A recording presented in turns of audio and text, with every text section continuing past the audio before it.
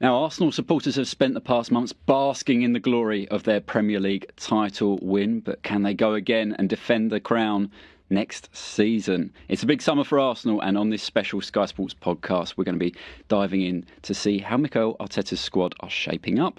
I'm Peter Smith, and I'm joined by three colleagues who cover the club closely. We've got Dharmesh Sheth from Sky Sports News. How you doing, Dharmesh? Very, very well. Good. We're going to start again soon, isn't it? Yes, absolutely. Catch your breath after the World Cup and go again. Sam Blitz, football journalist, with us as well. Yeah, very excited. I mean, the World Cup was good, but this is where it really is, I guess.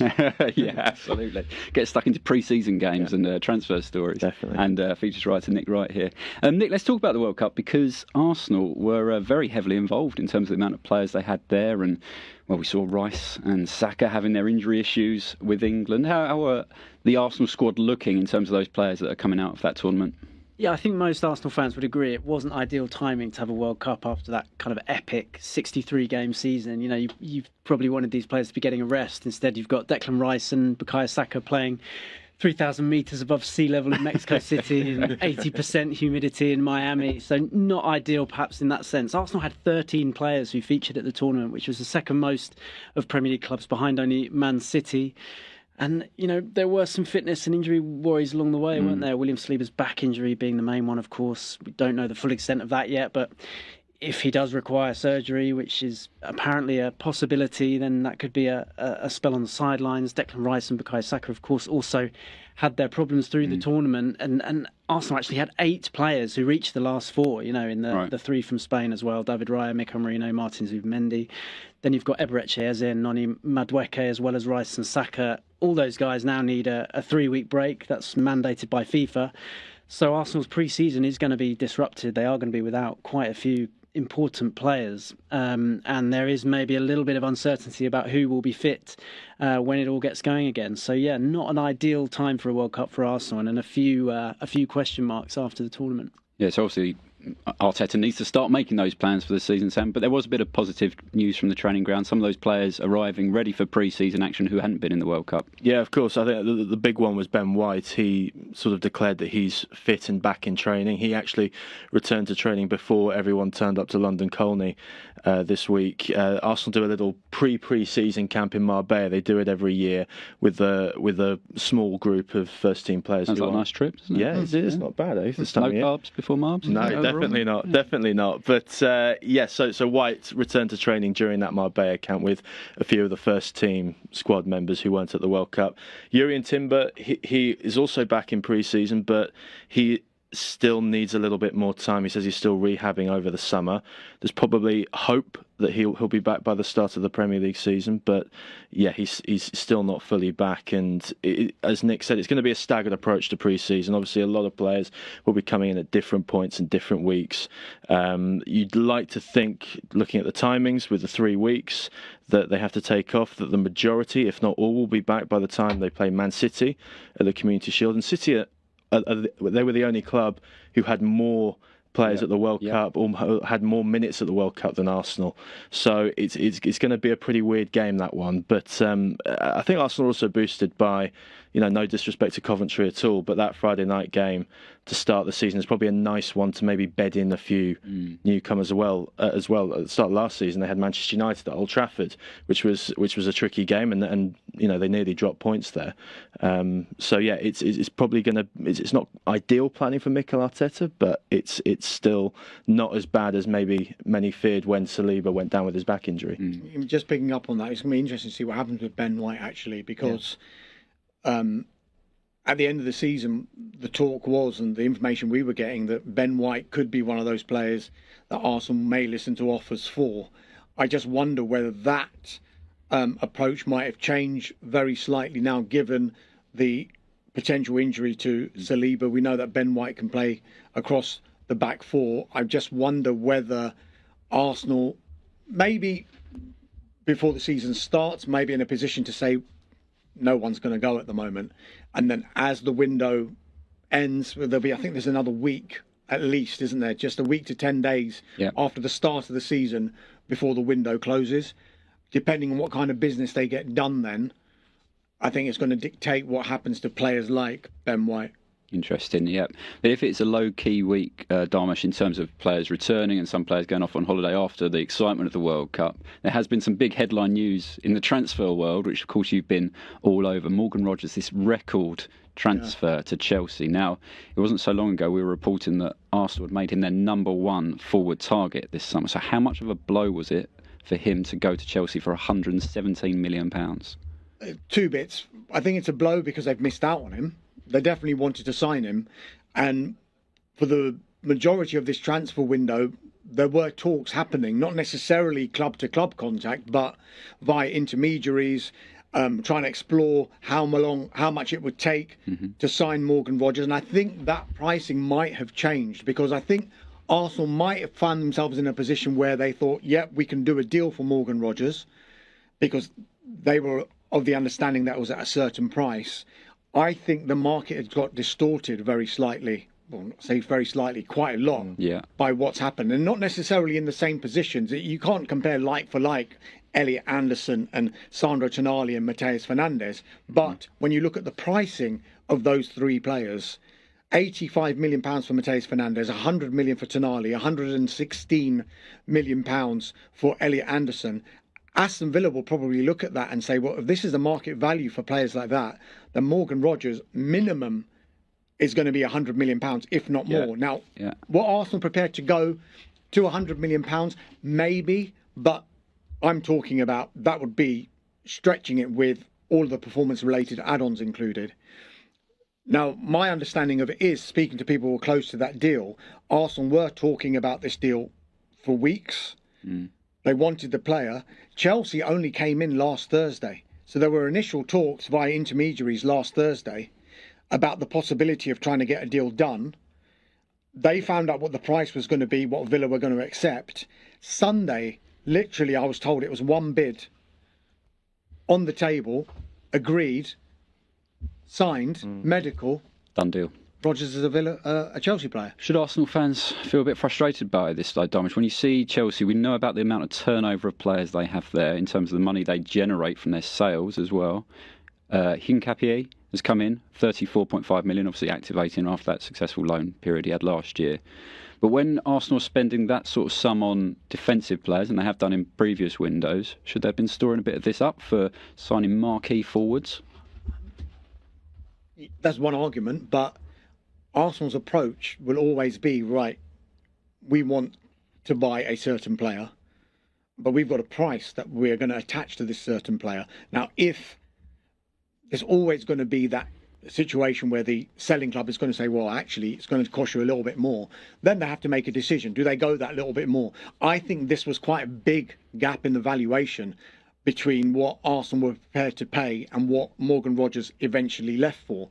Should Arsenal fans be worried? Now, I think Andrea Berta and the recruitment team have kind of bought a little bit of, wriggle room with regard to the Arsenal fans, only because if you look at how they've been doing their business since Berta came in, it isn't, we're going to focus on one player and that's it.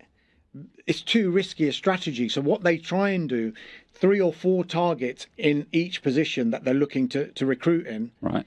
And they will try and get their ducks in a row with all 4 players, get as far down the line with deals with all 4 players, and then take a step back and say, what is the best value on the pitch, off the pitch?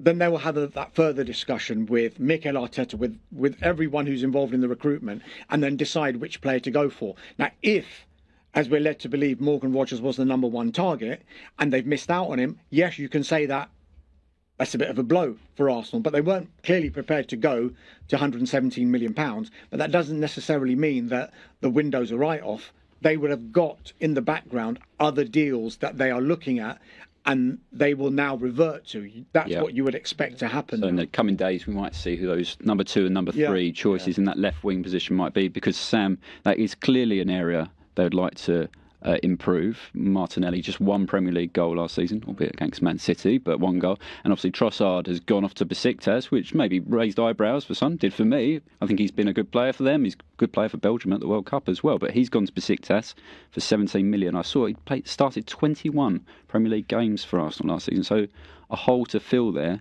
but could that be Christos Zolis? Yeah, Christos Solis is a really interesting one in the fact that if you look at the two profiles between Solis and Trossard, they're very, very similar. Solis is a player who can play out wide, but can play as a number 10, which is very similar to Trossard. They're also very similar style-wise. They've got very similar injury histories. And so you can see that one making sense. But the problem is that Arsenal need top draw in that position. Neither Trossard or Martinelli really nailed down that left-hand side last season. Even though Trossard probably ended the season as clear first choice number 1, there wasn't quite the output that people were expecting. There was certainly not matching the output from the other side of the pitch in what Bukayo Saka brings to the team. I'm sort of with Dharmesh on this one. I don't think that it's a huge blow for that Arsenal missed out on Morgan Rogers, especially for the price, £117 million, 100 million plus. That gets you for a club like Arsenal, who don't have that history that Chelsea have of spending that type of money regularly. For Arsenal, that should get you someone like Declan Rice, transformative of the team. There was a little bit of unknown of where Rodgers would fully fit in.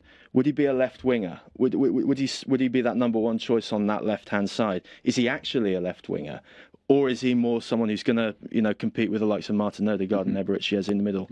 There was that unknown. They have also invested £60 million in Eberechi Eze this time last year. He's a very, very similar player. So yeah, obviously Arsenal need that top draw level improvement in that left wing position, because if they go with Solis and they sell Martinelli and then they bring in someone who's maybe not quite as proven, is that better than having Trossard and Martinelli, who are proven at that Premier League level? I'm not exactly sure. We'll come on to a couple of other names they've been linked with as well, high-profile names and potentially big money names as well. But Nick, I think it's just worth stating here, as we're stressing about transfers that Arsenal are or aren't making. They're Premier League champions, Champions League finalists. You sat down with co-chair Josh Kroenke at the end of the season. A group of journalists were able to hear his thoughts. And he came up with the line, we're going to look to strengthen because we know teams around us are going to get better. If you're not trying to continually evolve and improve, you're standing still. Is that the fear at Arsenal, that they've got to the top of this mountain and they want to stay there now, but they know it's going to cost them to do that? Well, I wouldn't say it was a fear. I think it's just an acknowledgement of where they're at. Kroenke talked about having put the foundations in place. He said that's often the hardest part of the journey, to get the foundations, to build a kind of winning squad, to put the winning culture in place. Arsenal have done those things, and now it's about adding top quality to improve the team. Last summer was very important in terms of adding depth and strengthening the squad in a number of different areas. I think now they appreciate that the transfer strategy has to be different. They're trying to do something different. It's about elevating the team in certain positions, and I think the left side of the attack is probably the most obvious one, isn't it? And I think they need something a bit different in that position. They need someone explosive, someone who can dominate 1v1s, someone who can break games open in the way that Morgan Rogers showed he can do for Aston Villa. It's clear that is why Arsenal were interested. I think that's why Arsenal are interested in Bradley Barcola as well, another player who excels in those 1v1 situations. Arsenal ranked 9th in the Premier League last season for attempted dribbles. I think that tells you quite a lot about the lack of kind of spontaneity on the ball. And Arsenal have some fantastic strengths as a side, don't they? Defensively, they're brilliant. We know how good they are on set pieces. But if there is room for improvement, I think it is sort of in open play, isn't it? And I think that is a key area for them when they look at how to evolve this team, to just diversify their attacking threat a little bit. And in order to do that, I think they do need to sign players capable of breaking games open and beating teams who sit back and frustrate. And I think these players come at a cost, don't they? Yeah. Especially when they're proven to be top quality. And players who can set the tempo as well, Dharmesh. And there's two central midfielders I wanted to touch on with you. Two players at sort of different ends of their career, where you've got Alex Scott, a young, exciting English talent, 22 years old, and you've got Bruno Guimarães at Newcastle, 29.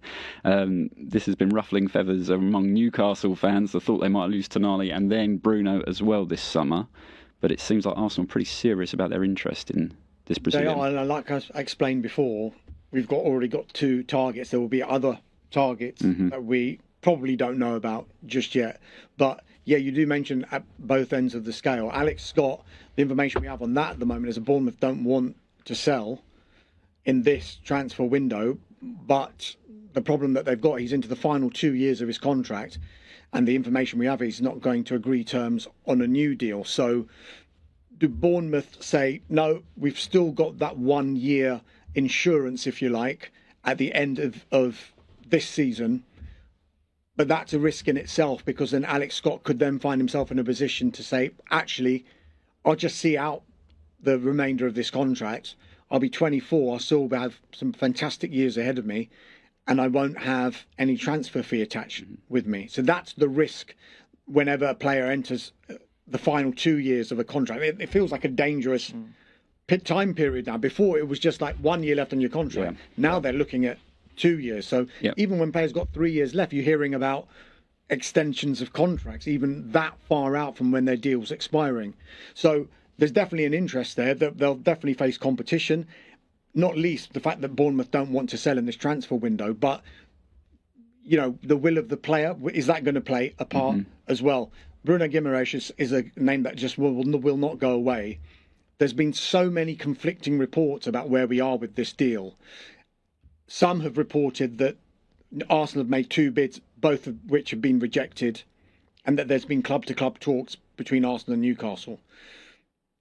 I've spoken to Keith Downey, who's spoken to, who knows everything that's going on at the Newcastle end. No contacts, no bids from Arsenal officially. Everything has happened via intermediaries at the moment. So people will say, well, why don't they just go and speak to Newcastle? Listen, sometimes transfers, even though we don't want to admit almost that that's how it works, but sometimes this is how it works. You don't usually get a club approaching a club without any knowledge of whether the player wants to go or not. So the club, once the club speaks to say Arsenal spoke to Newcastle, they will know 100% that Bruno Guimarães definitely wants to go to Arsenal. We kind of know that anyway, because he's kind of intimated privately to Newcastle United that if, and it's a big if, Arsenal meet a price that they are comfortable with, that they feel is his valuation, he would be open to speaking to them and open to joining them. He doesn't want to be that player who is in the Isak scenario where he's not going to go on strike, he's not going to do any of that. He understands the position that Newcastle United are in.